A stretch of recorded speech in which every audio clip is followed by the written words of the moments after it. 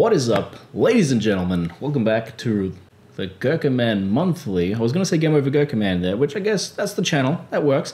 That's fine.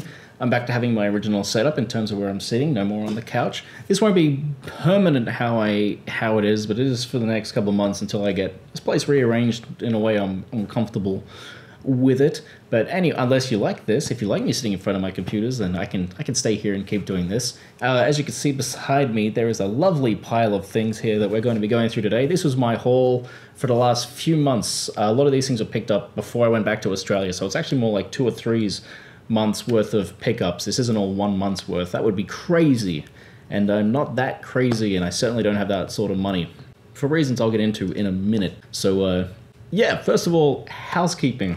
So in terms of the way the Game Over Gerkinman channel is going, I'm pretty happy with the amount of traffic my videos are getting, and you guys are commenting, which is always lovely to have. It makes me feel all warm and fuzzy inside. Now, something I want to do, something that is going to be changing. There's a motorbike going by.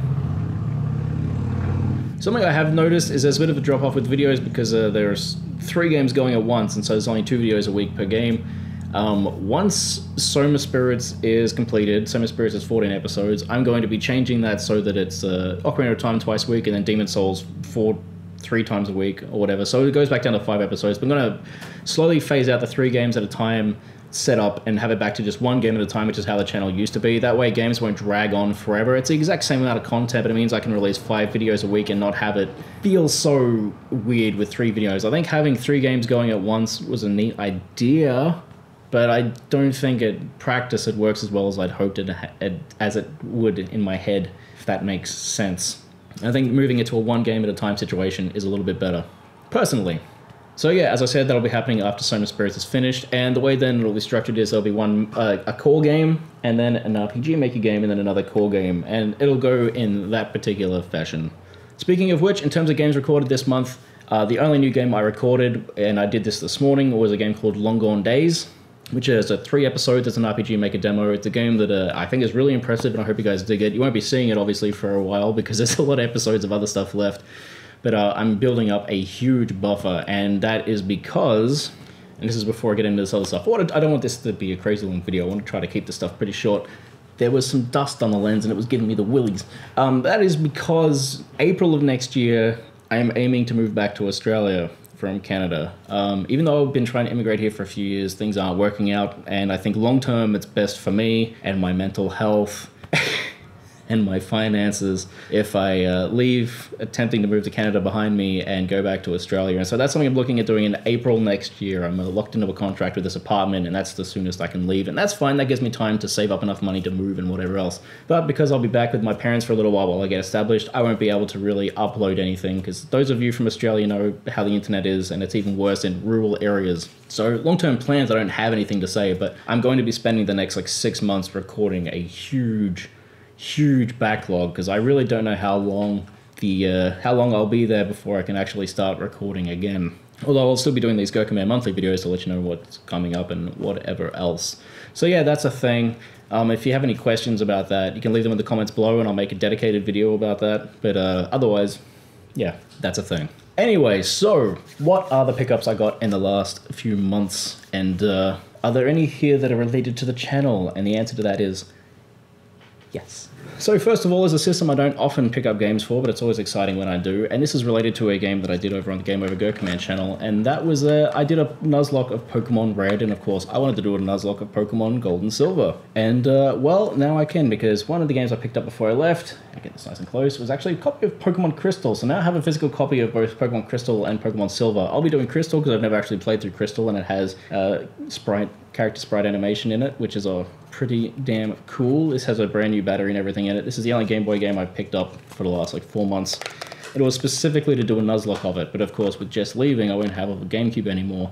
And something else that's worth noting about the Gamecube is, even though I'll be moving back to Australia, before I leave here, I want to buy a North American Gamecube to go with my component cables. I would rather import North American games into Australia and play the Gamecube through those cables where it actually looks nice, rather than getting a PAL Gamecube video quality is fucking horrific, and I can't go back to it. I can't. Even playing on the Wii, like, it still looks bad. There's no 480p support. There are mods you can use, but I don't want to be buying an Australian GameCube and then modding it and all this other shit just to get a good signal out of it, so it's expensive. It's actually cheaper to buy a GameCube here and take it back with me with a power adapter than it is to start from scratch back home. So yeah, anyway, I need the Game Boy Play, which I obviously already own, so I don't know when I'll be getting to this, because I don't know if I can record it on my Cintiq or not. I haven't got to test the GameCube. That'll be a later video, but yeah, Pokemon Silver, I'm really stoked because, I mean, Pokemon Crystal. I'm really stoked because Pokemon Silver is my favorite game in the series. The Game Boy release, not the DS remake. I do like the DS remakes, but I still think the Game Boy Color version is actually superior in a lot of ways, which I'm sure I'll get into once I'm recording it, so very excited to finally own this. Now, speaking of the Nintendo GameCube, I've got some other GameCube stuff here. First of all is the original release of Resident Evil, the remake that they did for the GameCube. Now, I won't be playing through this version of it. I got this purely as a collector's item. I used to own it ages ago, but no longer do, and I wanted to get another copy of it. When I do play through this, I want to get the Xbox One version of it, just because of the upscaling, and I'm a video file, and I like my high-quality video, but very cool to have this in my collection again, and yeah, so that's one of the GameCube pickups I got. Far less exciting is Madden 07. I don't know what to say about this, other than I'm trying to collect games. And if you want to get a full set, you need Madden. So here's Madden 07. Woo! This was the last Madden release for the GameCube too. It's a very, very late one. So yeah, whatever. And lastly for the GameCube, this was a interesting find. I've seen this go for quite a bit of money on eBay. I only paid $5 for it. This is a Nintendo GameCube Preview disc. This isn't one that came with a magazine or anything. This is something that Nintendo distributed to retailers to try to promote the system, and had a bunch of demos on it and videos and whatever else. And somehow, through some weird thing, this somehow ended up in the Salvation Army up the road from my house. So, of course, I bought it, and for $5, I mean, yes.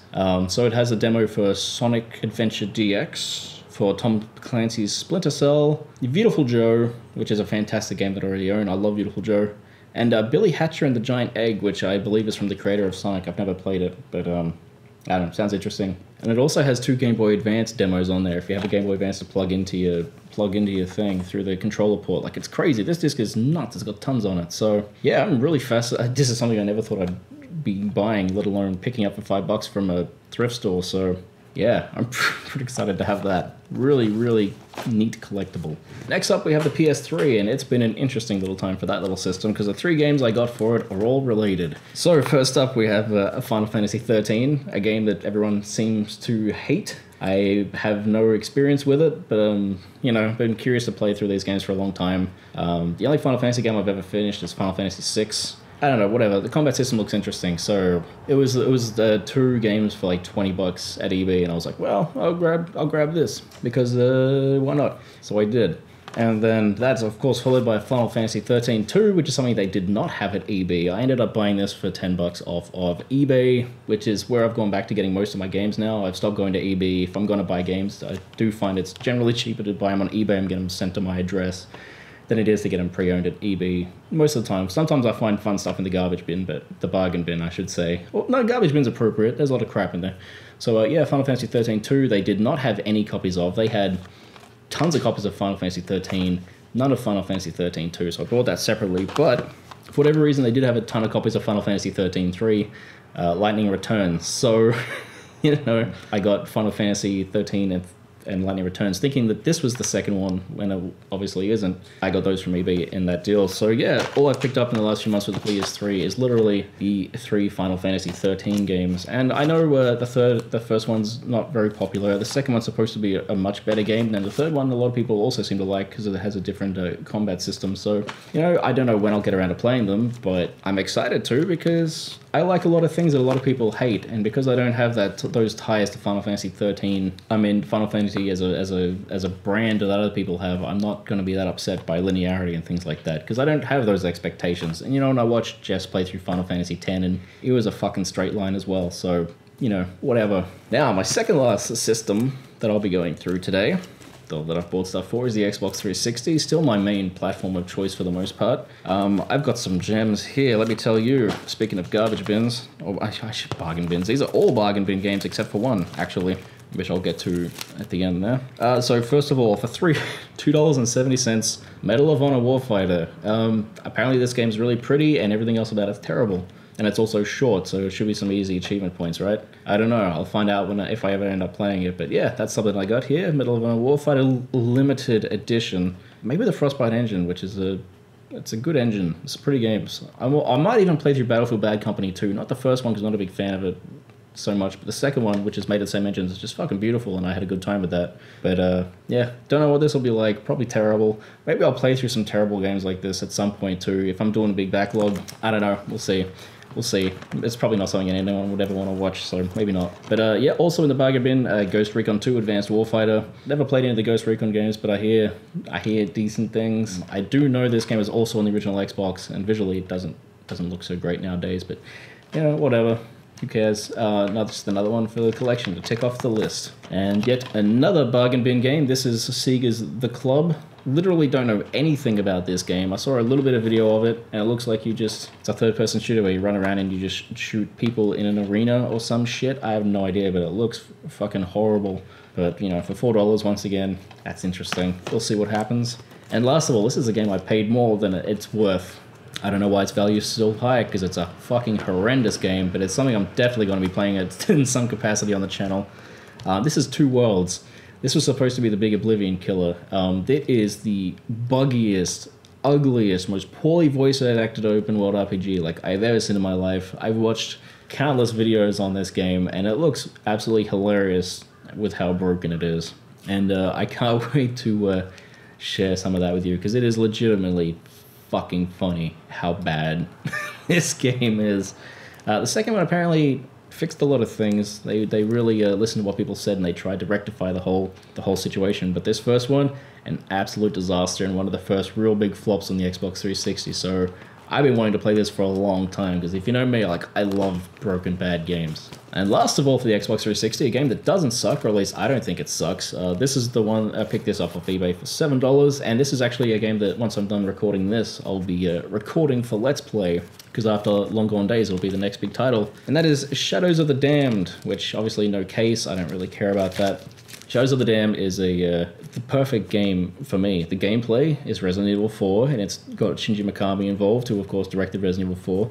It's written by Suda51 of Killer 7, No More Heroes fame, and it is just rife with dick jokes, which is, you know, that's me to a T. And then the music's actually by, I forget the composer's name, but they did the Silent Hill series. So we got like this huge trifecta of these great Japanese game developers and people involved in the game industry over there. And it's a game that got middling reviews. I've played through it before, and I actually really liked it. It's got a lot of problems, but I'm fine with that just because the aesthetic is so distinct and the writing is so just off the wall, and I love it. It speaks to me. It's one of those games that's, in terms of playing it, is pretty mediocre, but as an experience to me personally, it really spoke to me, and I'm really looking forward to playing through it again because it's a fascinating game. So yeah, that was my collection that I picked up for the 360.